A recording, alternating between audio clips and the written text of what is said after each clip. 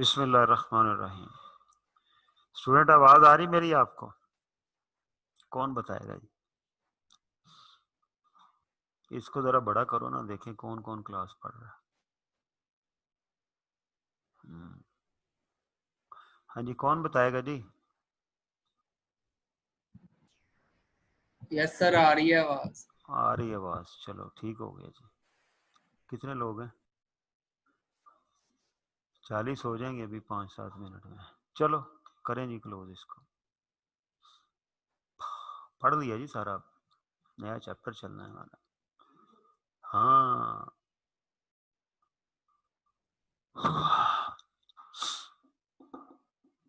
अच्छा जी, किसी को जो पीछे हमने पढ़ा है, आप स्टडी करते हुए कोई इशू आया हो, कोई मसला आया हो तो वो डिस्कस कर सकते हैं।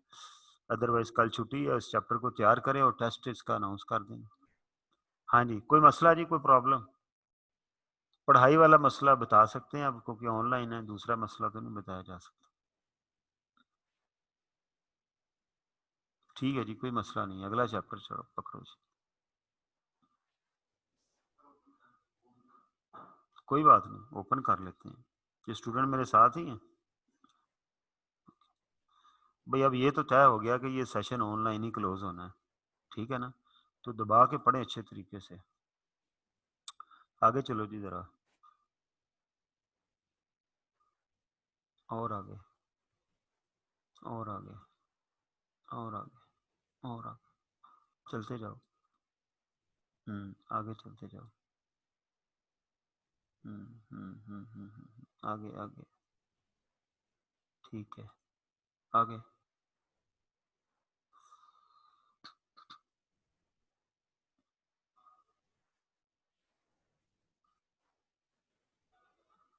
फिनिश, ठीक हो गया। मुझे एक शीट निकाल के दो जरा।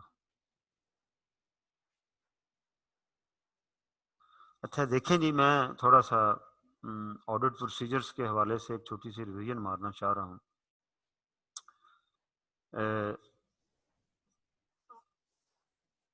ऑडिट प्रोसीजर्स जो हैं,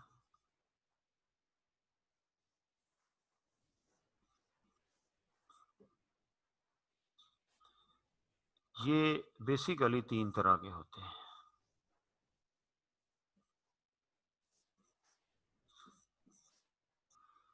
risk assessment procedure,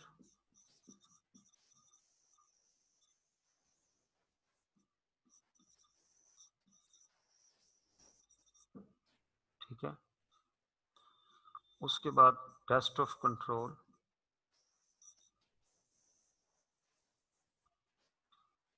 and then substantive procedure.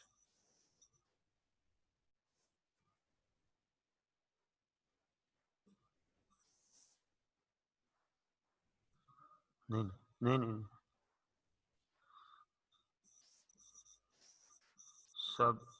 Substantive procedures, okay.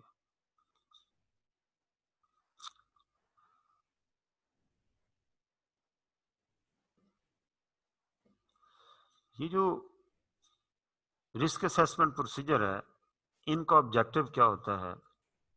इनका ऑब्जेक्टिव होता है, objective is to know the entity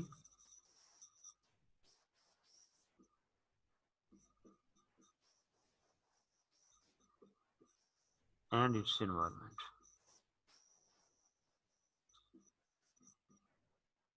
along with risk assessment. अब मैं ना एक कॉन्सेप्ट डेवलप कर चुका हूं, मैंने मेहनत की आपके साथ के 2 महीने, खपा हूं, गला खुश किया है कोरोना शरोना हर माहौल के बावजूद। तो मैं एक्सपेक्ट कर रहा हूं कि ये सारा आपको विजन क्लियर होना चाहिए, ठीक है जी। तो ये क्या हो गया, ये जो मैं सर्कल कर रहा हूं ये ऑब्जेक्टिव हो गया, ठीक है। ये वाले प्रोसीजर 3 तरह के होते हैं। एक को हम बोलते हैं इंक्वायरीज,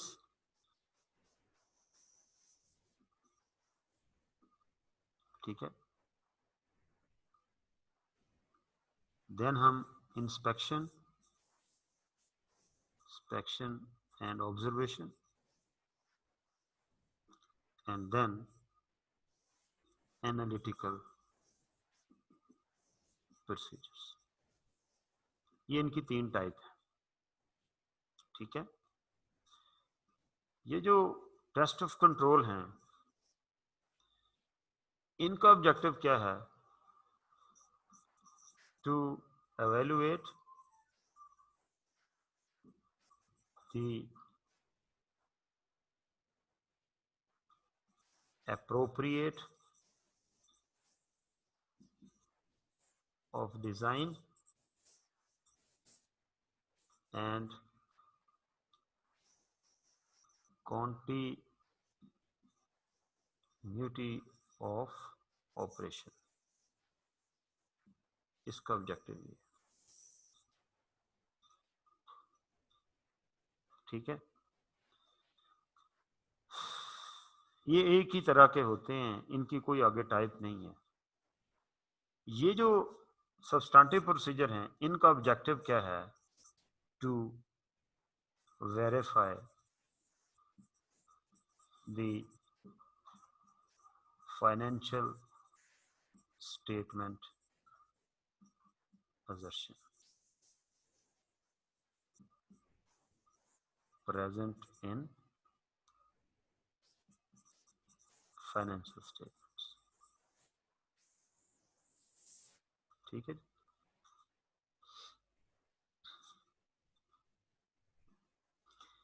ये जो प्रोसीजर हैं सब्सटेंटिव प्रोसीजर, इनको हम आगे 2 हिस्सों में डिवाइड कर सकते हैं,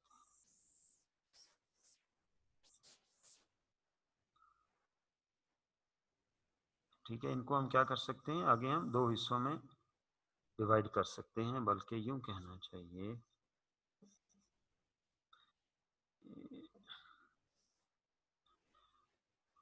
इनकी जो टाइप्स हैं ये हम यहाँ इसके साथ ही लिखते हैं, जैसे ये लिखी।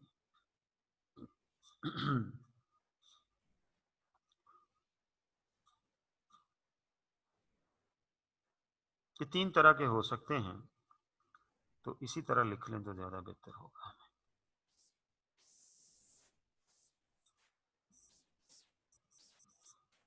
Test of details,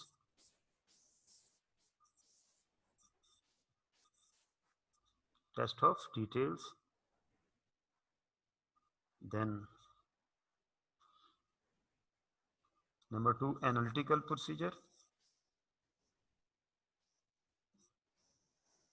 and then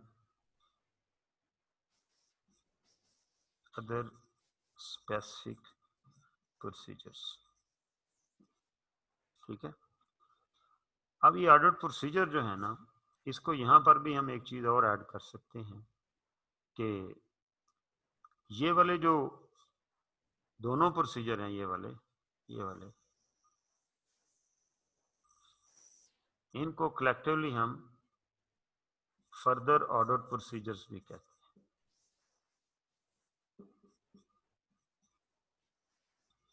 यानी ऑडिट प्रोसीजर की मेनली 2 टाइप हैं, ए और बी, ठीक है। A risk assessment procedure, B further audit procedure. Further audit procedure की फिर 2 टाइप हैं, ये ए और ये बी, ठीक है।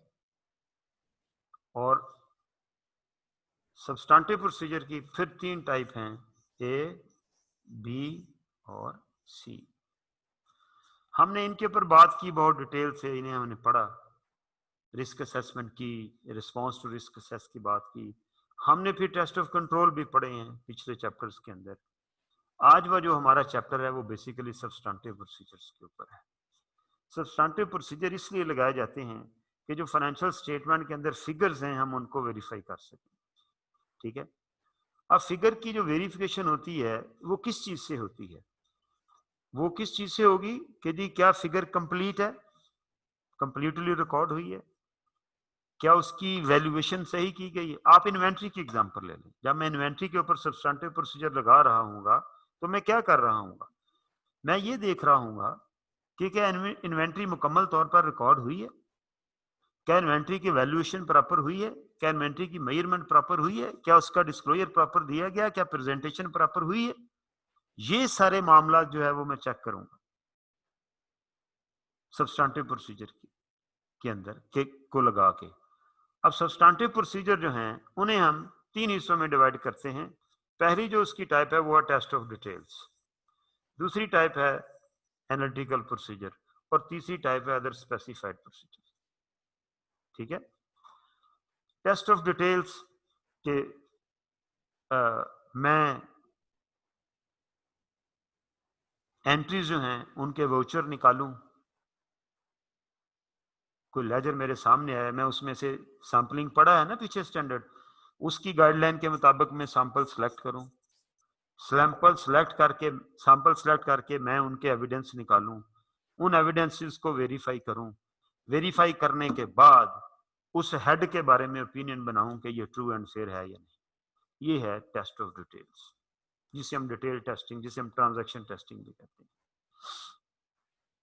इसके पीछे क्या एग्जिस्ट कर रहा है? इसके पीछे टेस्ट ऑफ कंट्रोल की एवोल्यूशन है, जिसके जरिए हमने ये डिसाइड किया कि मुझे उस लेजर में से कितनी एंट्रीज चेक करनी है।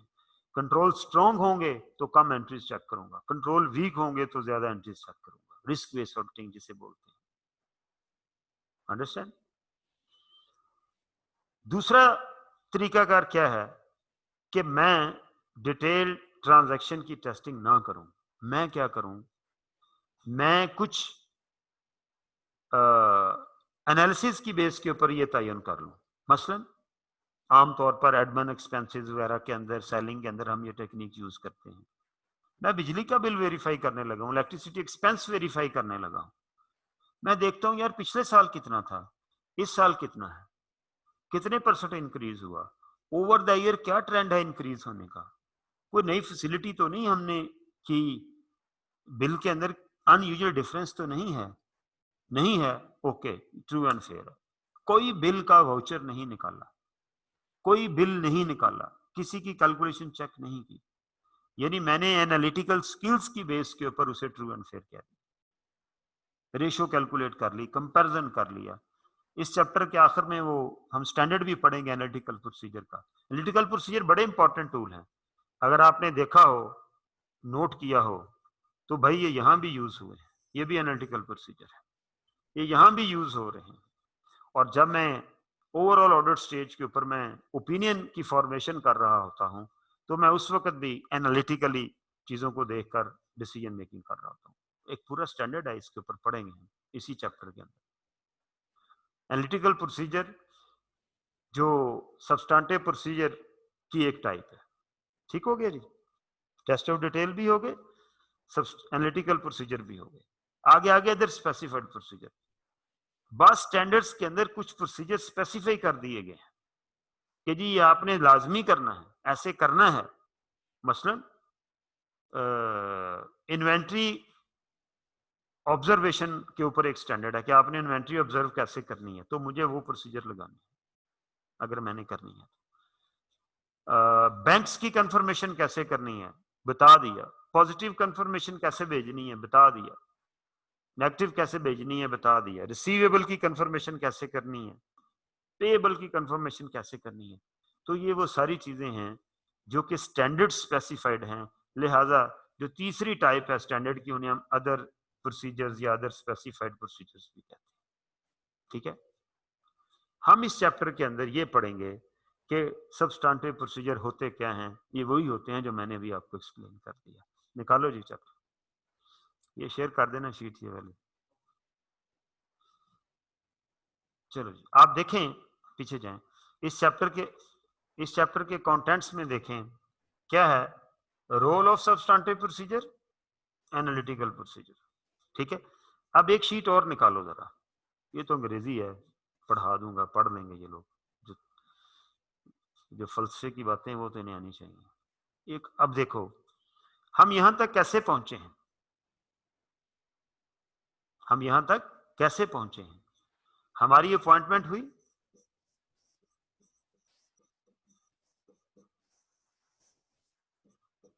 हमने प्रिलिमिनरी एंगेजमेंट एक्टिविटीज परफॉर्म की,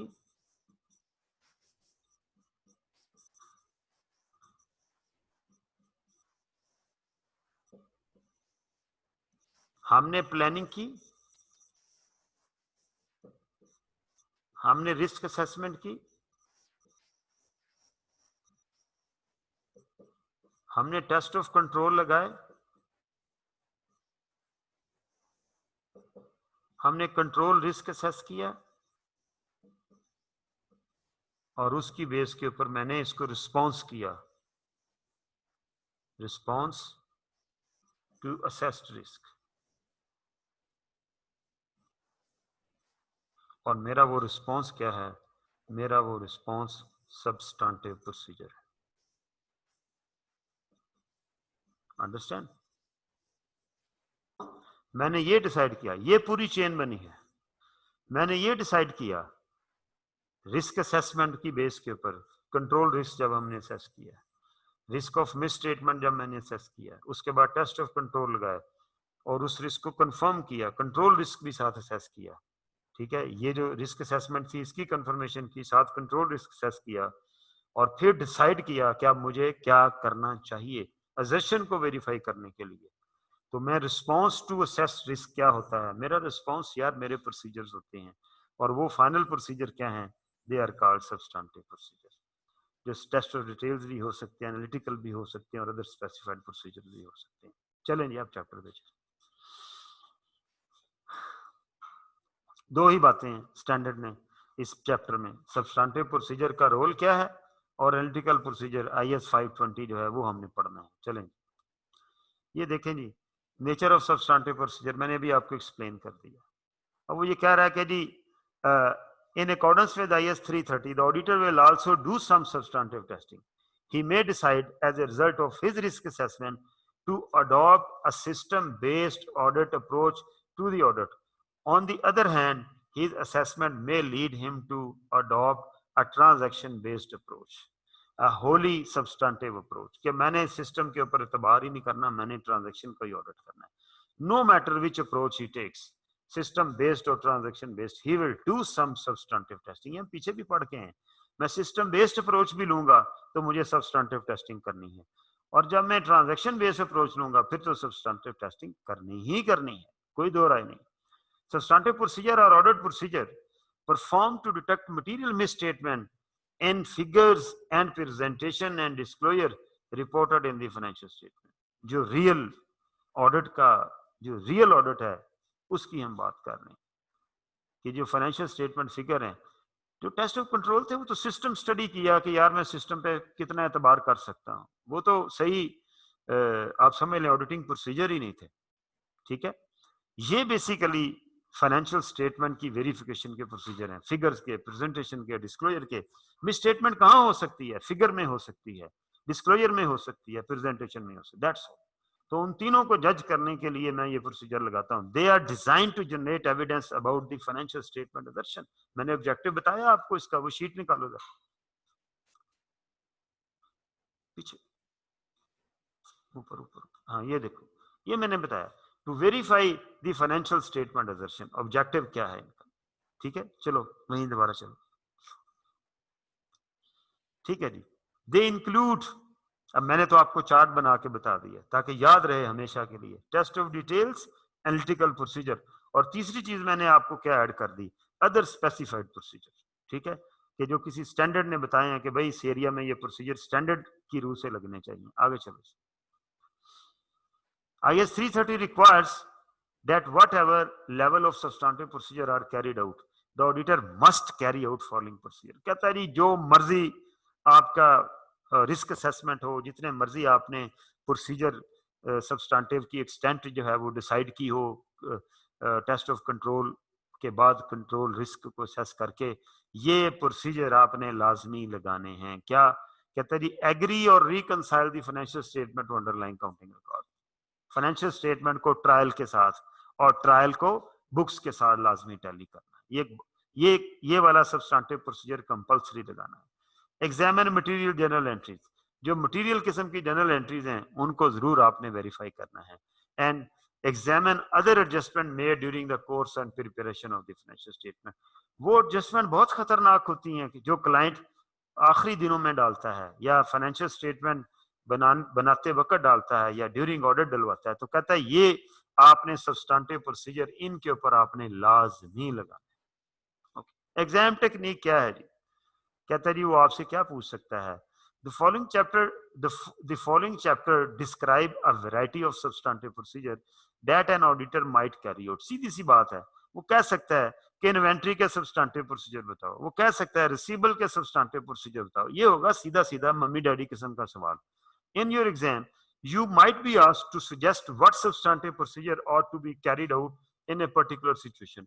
कोई आपको सिचुएशन सिनेरियो दे दे, उसके अंदर वो पूछे कि भाई आपको क्या सब्सटेंटिव प्रोसीजर लगाने चाहिए। ठीक है जी, मसलन वो कह दे कि जी आपके ऑडिटर की अपॉइंटमेंट जो है वो 30 जून के बाद हुई है, कंपनी का ईयर एंड 30 जून है, तो you have been appointed as auditor due to the like खुदा ना खास्ता death of the previous auditor after 30 June. जाहिर है आपने अपॉइंटमेंट तो करनी किसी की, and you are unable to observe the physical stock count of the entity, suggest substantive procedure.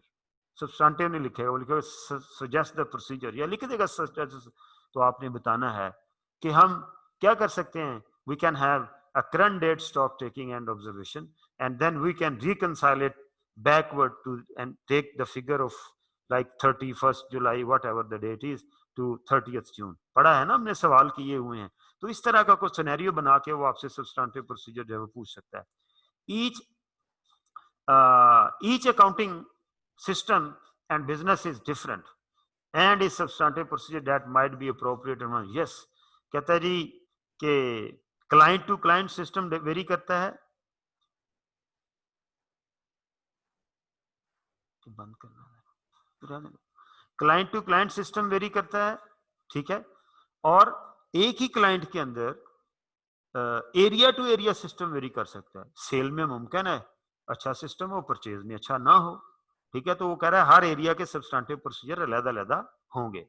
Each accounting system and ठीक होगी जी बात। Appropriate is in one situation would be inappropriate in other situation. के एक जो substantive procedure, जैसे ये मैंने अभी आपको बताया, ये जो बाद में स्टॉक टेकिंग करना है, ये अप्रोप्रिएट सब्सटेंटिव प्रोसीजर है in this situation which I have explain to you people. लेकिन in normal circumstances this substantive procedure is not an appropriate substantive procedure। clear हो गई बात? okay, what you need to able to do in the examination is apply general principle of substantive testing to the particular system or business described in the question। scenario के ऊपर अपनी पहली बात तो ये पता होगा कि substantive procedure क्या है ना, तो फिर अप्लाई कर सकेंगे। ठीक है, one possible approach, अब वो कहता है जी आप एग्जाम क्वेश्चन को आंसर कैसे कर सकते हैं। उनमें से एक पॉसिबल अप्रोच ये है, to devising test of details is as follows. Analytical procedure are consider later. ठीक है, मतलब हम एनालिटिकल प्रोसीजर इसमें भी शामिल नहीं कर रहे, वो भी सब्सटेंटिव प्रोसीजर है। कहता है what am I being asked to test, मैंने क्या टेस्ट करना है, मैंने इन्वेंट्री करनी है। हाँ, सिर्फ इन्वेंट्री करनी है, ये बड़ा बड़ा ओपन एंडेड वर्ड है। इन्वेंट्री को कौन सी चीज ट्रू एंड फेयर बनाती है, इन्वेंट्री को कौन सी चीज ट्रू एंड फेयर बनाती है। ठीक है, इन्वेंट्री को जो फिगर है वो ट्रू एंड फेयर बनाती है। फिगर को कौन सी चीज ट्रू एंड फेयर बनाती है, फिगर को ट्रू एंड फेयर बनाने की कुछ क्वालिटीज हैं। क्या फिगर कंप्लीट हो, फिगर की वैल्यूएशन सही हो, फिगर इन्वेंट्री की फिगर की मेजरमेंट ठीक हो। ठीक है, इन्वेंट्री की फिगर, इन्वेंट्री एग्जिस्ट करती हो, इन्वेंट्री जो है उसकी प्रेजेंटेशन ठीक हो, इन्वेंट्री जो है उसका डिस्क्लोजर ठीक हो। ये सब चीजें होंगी तो इन्वेंट्री ट्रू एंड फेयर। ठीक है, लिहाजा आपने अपने आप से ये पूछना है कि क्वेश्चन में, सिनेरियो में मुझे कौन सी असर्शन की वेरिफिकेशन के लिए कहा जा रहा है, मैंने कौन सी असर्शन कंफर्म करनी है, which assertion I am being asked, मुझसे कौन सी असर्शन पूछी जा रही है। ठीक है, तो ये वाली वो बात कर रहा है कि what I am being asked. अच्छा, अब वो जो असर्शन है उसको और अगर हम स्पेसिफाई कर लें, पर्टिकुलरली जब मैं statement of financial position balance sheet पे आता हूं, तो वहां पर मैंने साथ एक इस बात का तयन भी करना है कि जी क्या मुझे अंडर स्टेटमेंट का डाउट है या ओवर स्टेटमेंट का डाउट है। क्योंकि अंडर स्टेटमेंट का डाउट होगा तो मैं कंप्लीटनेस की असर्शन वेरीफाई कर रहा हूँ। अंडर स्टेटमेंट मीन कम दिखाया, इसका मतलब फिगर मुकम्मल नहीं दिखाई। और ओवर स्टेटमेंट का डाउट होगा तो इसका मतलब है अक्रेंस ऑफ द ट्रांजैक्शन के ऊपर डाउट है, ओवर स्टेट किया हुआ है। सेल को ओवर स्टेट करने का मतलब है कि ऐसी ट्रांजैक्शन जो है वो रिकॉर्ड की गई हैं जो अकर ही नहीं हुई, तो मेरा फोकस ट्रांजैक्शन की अकरेंस के ऊपर होगा। ठीक है, तो इन नटशेल मुझे ये डिटरमिन करना है कि मेरे से कौन सी असर्शन पूछी जा रही है। ये असर्शन है अकरेंस, क्या अगर कंफर्मेशन करनी होती है तो हम ओवर स्टेट की ओवर स्टेटमेंट के खदशे को दूर कर रहे होते हैं। जब मैं कंप्लीटनेस की असर्शन को वेरीफाई कर रहा होता हूं तो मैं अंडर स्टेटमेंट का जो रिस्क है उसको जो है वो अवेलुएट कर रहा हूं कि वो कितना है। ठीक है, तो वो यही बात कर रहा है कि usually you will be asked to test for any misstatement, but sometimes you might be asked to test only overstatement, understatement, यानी आपको occurrence और completeness को वेरीफाई करने के लिए कहा जा रहा होगा। उस सिनेरियो के अंदर आप देखेंगे कि आपको क्या ओवर स्टेटमेंट की वेरिफिकेशन का कहा जा रहा है, डाउट बताया जा रहा है, या अंडर स्टेटमेंट का। तो आपने याद रखना है जब अंडर स्टेटमेंट वेरीफाई कर रहे हैं तो एक्चुअली हम कंप्लीटनेस की वेरिफिकेशन कर रहे हैं। जब ओवर स्टेटमेंट की हम वेरिफिकेशन कर रहे हैं तो दरअसल हम अकरेंस ऑफ द ट्रांजैक्शन या अकरेंस ऑफ एसेट और एग्जिस्टेंस ऑफ एसेट और लायबिलिटी की बात कर रहे हैं। ठीक है, यानी जब हम इनकम स्टेटमेंट में आते हैं तो वो ट्रांजैक्शन है अकरेंस की, और जब हम फाइनेंशियल स्टेटमेंट में जाते हैं तो existence of asset and liability जो है वो भी बेसिकली ओवर स्टेटमेंट को जब हम चेक करते हैं तो occurrence existence of asset and liability जो है वो बेसिकली हम देख रहे होते हैं। चलेंगे आगे। One particular aspect of an item, for example, the valuation of an asset.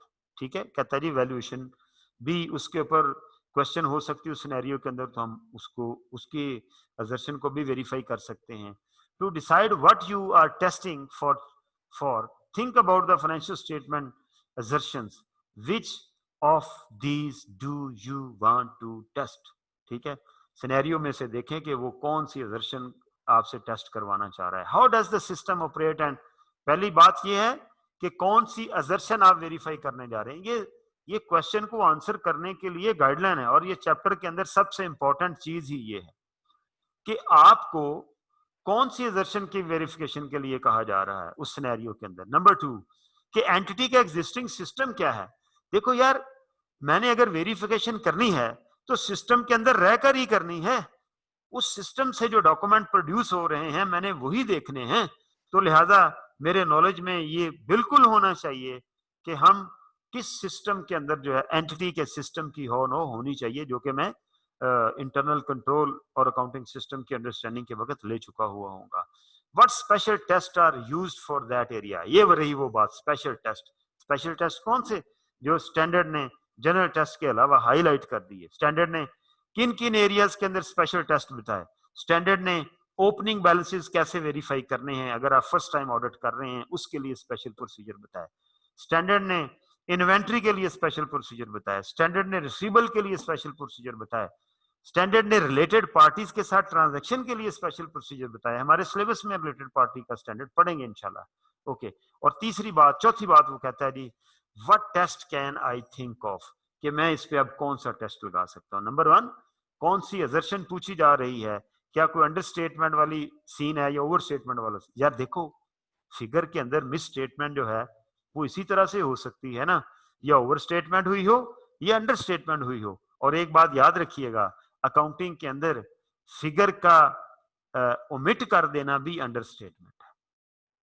किसी के जहन में ये ना है कि सर आपने कहा जी ओवर स्टेटमेंट मीन 500 को 600 लिख दिया, आपने कहा अंडर स्टेटमेंट 500 को 400 लिख दिया। लेकिन सर अगर फिगर लिखी नहीं है तो वो क्या है भाई, ऑडिटिंग के अंदर उसे भी अंडर स्टेटमेंट ही कहते हैं कि 500 की बजाय आपने उस फिगर को लिया ही नहीं है, जीरो ले लिया। ठीक है, तो पहली बात है कि आप कौन सी असर्शन वेरीफाई करना चाह रहे हैं। दूसरी बात कि जी एंटिटी का अपना सिस्टम क्या है, उस सिस्टम से मैंने डॉक्यूमेंट्स निकाल के assertions को वेरीफाई करना है। देन कि जी स्पेशल टेस्ट टू सीरियम में कौन से हैं, एंड आखिरी चीज what test can I think, और मैं कौन कौन से टेस्ट जो है वो अब लगा सकता। ठीक है जी। Use of audit software. अब कहता है जब आप सब्सटेंटिव टेस्टिंग करेंगे तो आप ऑडिट सॉफ्टवेयर अप्लाई कर सकते हैं। ठीक है।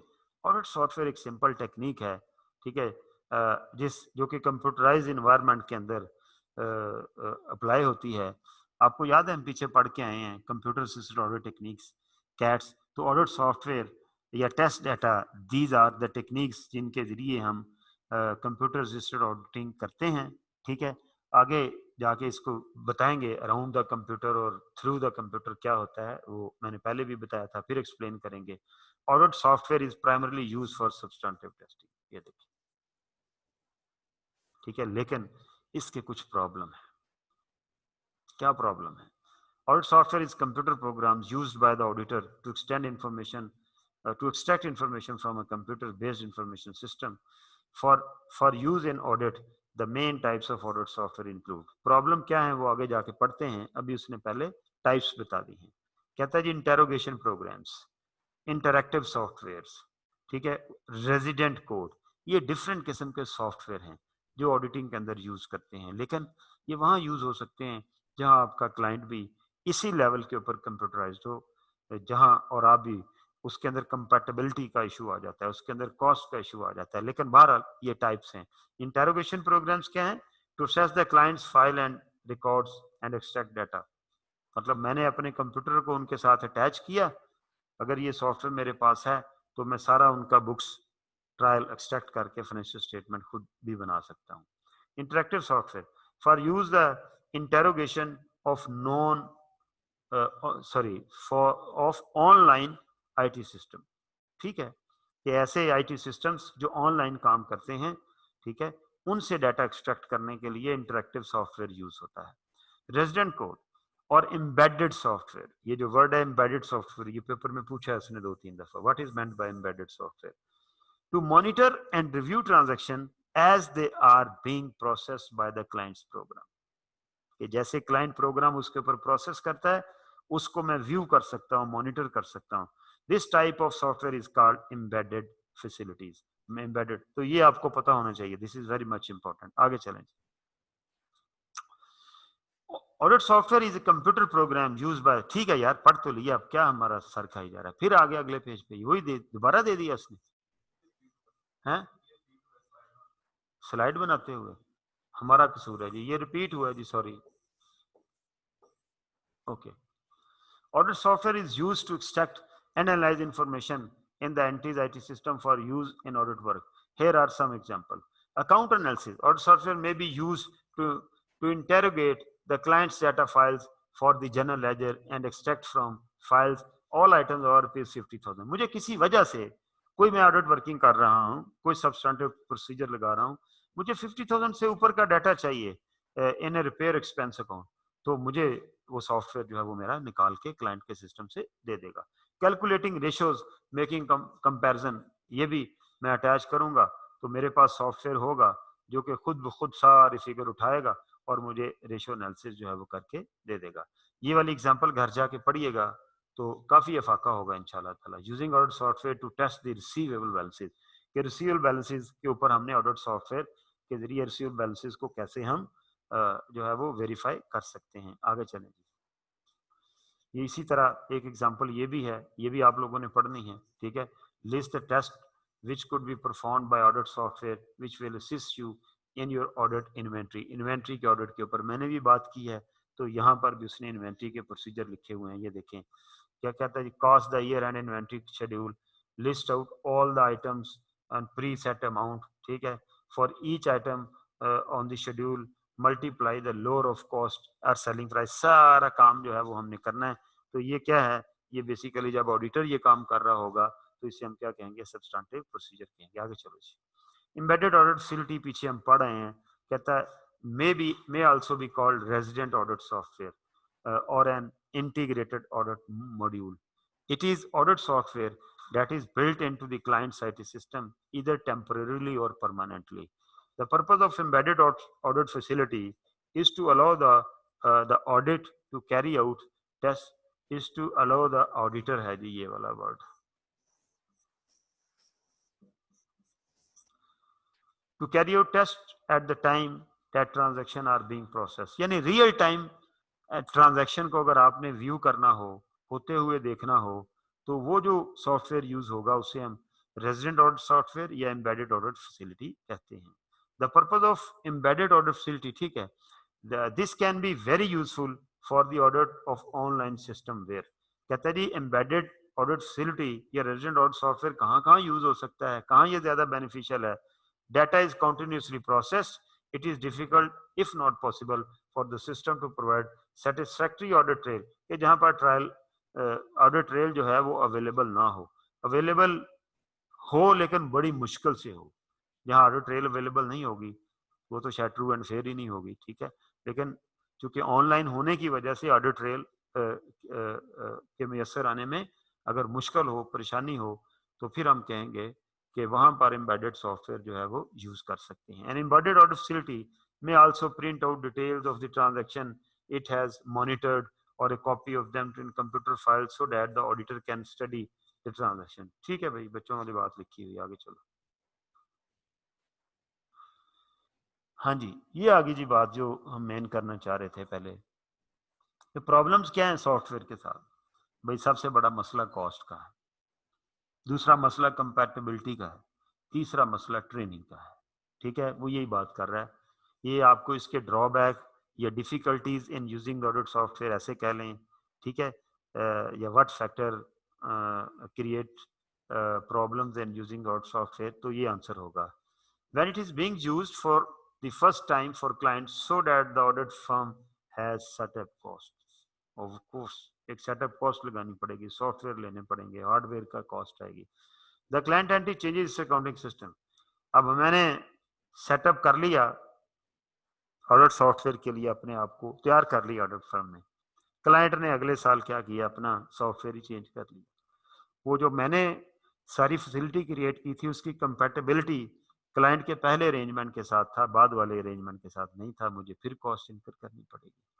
There may be problems with producing suitable audit software when the client has an old purpose written IT accounting system client वो काम कर रहा है वो क्या होता था लोटस 1 2 3 के अंदर और प्रोग्राम बने हुए ऑडिट सॉफ्टवेयर बने हुए हैं और एक्ल और लेटेस्ट जो लैंग्वेज हैं C++ वगैरह के अंदर तो अल्टीमेटली ये एक बहुत बड़ा ड्रॉबैक है कंपैटिबिलिटी क्लाइंट के साथ जो है कॉस्ट एक ड्रॉबैक है ट्रेनिंग एक ड्रॉबैक है that should also be aware of the possibility that he uses copies of the client's files for carrying out tests with audit software that the client may provide a file that is not actually a copy of the कहता है जी वो आपको जो data ही गलत दे दें आपने उनके डाटे के ऊपर आईटी शाइटी मारते रहना है ठीक है सॉफ्टवेयर चलाते रहना है तो अगर उन्हीं का डाटा ही गलत है तो आपके तो सारा मामला ही उलट पुलट हो जाएंगे वो सब गलत रिपोर्टिंग आपकी हो जाएगी तो ये भी इसके अंदर रिस्क है तो कहता है ये मेक श्योर करें that they are genuine कि जो फाइल्स आपको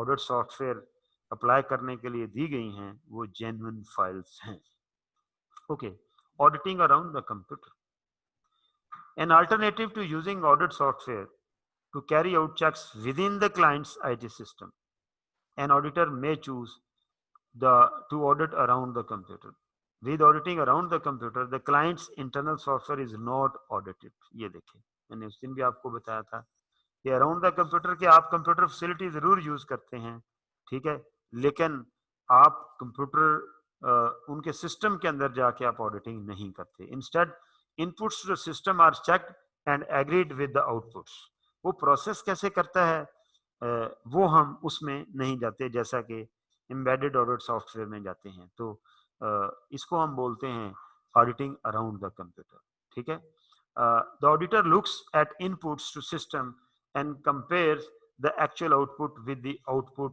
that should be expected वो जो डाटा इनपुट हो रहा है उसे देखता है और जो आउटपुट सिस्टम कर रहा है उसको जो एक्चुअल आउटपुट होनी चाहिए उसके साथ वो कंपेयर करता है auditing around the computer has greater audit risk than auditing of the client's internal software ये जो क्लाइंट्स इंटरनल सॉफ्टवेयर को ऑडिट है some time we also called it auditing through the computer embedded audit facility auditing through the computer ठीक है तो कहता है जी इसका ज्यादा रिस्क है इसके अंदर। क्यों बोला? इफ द एक्चुअल फाइल्स और प्रोग्राम्स आर नॉट टेस्टेड, कि जी आपको वो एक्चुअल फाइल और प्रोग्राम जो है वो अगर आप टेस्ट नहीं करेंगे, there will be no audit evidence that the programs are functioning properly as documented. कि जो कागज हमें मिले हैं वो तो आउटपुट हैं, वो इनपुट हैं, लेकिन वो उसके फंक्शन का मेरे पास कोई एविडेंस नहीं होगा। तो मैंने मिसगाइड हो जाना है कि शायद सिस्टम बहुत अच्छा काम कर रहा है, हालांकि आपने सिस्टम तो देखा ही नहीं है। जब आप सिस्टम के अंदर जाके सिस्टम को भी चेक करते हैं तो वो ऑडिटिंग थ्रू द कंप्यूटर है, एम्बेडेड सॉफ्टवेयर फैसिलिटी है, रेजिडेंट सॉफ्टवेयर है। और जब आप इनपुट को ऑडिट करते हैं और जो कंप्यूटर सिस्टम की आउटपुट है उसे एक्सपेक्टेड आउटपुट से कंपेयर करते हैं, तो this is called auditing around the computer, where the auditor finds discrepancies between the input to the system and the output from the system. There is no way of finding out how discrepancies has occurred. जब system में काम करेंगे फिर पता चलेगा कि discrepancies कैसे हुई हैं। लेकिन जब आप इनपुट को वेरीफाई कर रहे होंगे और आउटपुट को वेरीफाई कर रहे होंगे तो डिस्क्रिपेंसीज तो निकाल लेंगे, लेकिन ये नहीं निकाल जान पाएंगे कि आखिर ये डिस्क्रिपेंसीज हुई क्यों हैं। This in turn increases the risk that auditor will be unable to write an unqualified audit report. ठीक है, तो अल्टीमेटली जब डिस्क्रिपेंसीज हों, जब तक उन्हें रिजॉल्व ना किया जा सके तो मैं अनक्वालिफाइड रिपोर्ट तो नहीं दे सकता। तो फिर मुमकिन है मैं कोई डिस्क्लेमर वाली बात करूं या कोई क्वालिफिकेशन डिस्क्लेमर सेंस लगाऊं। आगे चलो जी। Method of obtaining audit evidence. लो जी, method of obtaining audit evidence for substantive testing. कि जब मैंने सब्सटेंटिव टेस्ट लगाने हैं तो किन किन मेथड से मैं ऑडिट एविडेंस ले सकता हूं, उन एविडेंस के ऊपर मैंने सब्सटेंटिव टेस्टिंग जो है वो करनी है। ठीक है, सबसे पहला जो मेथड है, इन्हें हम techniques to obtain audit evidence, ये हम पीछे भी पढ़ के आए हैं अगर आपको याद हो। इंस्पेक्शन, इंस्पेक्शन का मतलब होता है किसी बने हुए कागज को देखना। रिकॉन्सिलेशन बैंक बनी हुई है, उन्होंने बनाई हुई फाइल आपको दी, आप उसे देख रहे हैं, ये इंस्पेक्शन है। देख मतलब उसको चेक कर रहे हैं, ठीक है, घूरना नहीं है उसको। ऑब्जर्वेशन का मतलब होता है किसी काम को होते हुए देखा जाए, मैंने आपको पहले भी बताया था। ठीक है, एक बंदा रिकॉन्सिलेशन बना रहा है, मैं ये देखूं ये डाटा किधर से ले रहा है, अब क्या कर रहा है, अब क्या कर रहा है, दिस इज कॉल्ड ऑब्जर्वेशन। ठीक है, काम होने के बाद देखा जाए तो वो इंस्पेक्शन है, काम होते हुए देखा जाए तो वो क्या है, वो ऑब्जर्वेशन है। उसके बाद inquiry. Inquiry can be obtained by asking question. Inquiry mean asking something from anybody. वो इंटरनली भी हो सकती है, एक्सटर्नली भी हो सकती है। उसने एग्जांपल दी हुई है। For example, evidence about the existence of the trade receivable can be obtained by asking customer। ठीक है, वो रिसीवेबल के बारे में जो ऑडिट एविडेंस है वो हम कस्टमर को लेटर लिख के ले सकते हैं। तो मैंने जो कस्टमर को लेटर लिखा है वो क्या है, वो मेरी एक इंक्वायरी है। कंफर्मेशन क्या होता है? कहता है confirmation is response to inquiry. A written response to inquiry is called confirmation। मैंने उनको लेटर लिखा कि भाई आपका बैलेंस मैं ऑडिट कर रहा हूँ इस बुक कंपनी का, उसमें ये आ रहा है।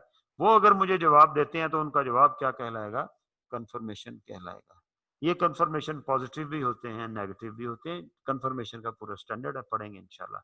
रिकैलकुलेशन, किए हुए काम को दोबारा कैलकुलेट कर लेते हैं, रिकैलकुलेट कर लेते हैं। बनी हुई रिकॉन्सिलेशन है, हम उसको दोबारा प्लस माइनस डेबिट क्रेडिट करके देख लेते हैं। रीपरफॉर्मेंस, रिकॉन्सिलेशन बनी हुई है उसे साइड पे रख दें, पूरी रिकॉन्सिलेशन ही खुद बनाएं, खुद अनप्रेजेंटेड चेक निकालें, खुद अनकलेक्टेड चेक निकालें। ठीक है, और खुद सारी रिकॉन्सिलेशन दोबारा बनाएं। ये क्या है, रीपरफॉर्मेंस है। एनालिटिकल प्रोसीजर, जो कि इस चैप्टर के एंड में वो कह रहे हैं डिस्कस करेंगे, लेकिन बहरहाल यहाँ उसे ये बताना चाहिए था। एनालिटिकल प्रोसीजर जो हैं, these are analysis of ratios and trends along with the different comparison. उन्हें हम क्या कहेंगे, एनालिटिकल प्रोसीजर्स कहेंगे। ठीक है, ये इसने एक एग्जांपल फिर दी हुई है कि जी continuing with example above concerning the audit of the year end inventory at kitchen goods. क्या कहता है जी, describe a test using each of the above procedure. कि बताएं इन्वेंट्री को टेस्ट करते हुए आपने क्या इंक्वायरी की, क्या ऑब्जर्वेशन की, क्या इंस्पेक्शन की, क्या कंफर्मेशन ली, रिकैलकुलेशन कैसे की, रीपरफॉर्मेंस की, एनालिटिकल प्रोसीजर। तो ये इन्वेंट्री के हवाले से इन सब की एक एक आपने एग्जांपल देनी है। जैसे मैंने बताया कि फिजिकली 30 जून को इन्वेंट्री काउंट जाके हम देखते हैं तो वो बेसिकली क्या है, physical inventory count is an observation. मैंने एक चीज बताई है, बाकी आपने खुद इसको पढ़ना है। आगे चलो जी,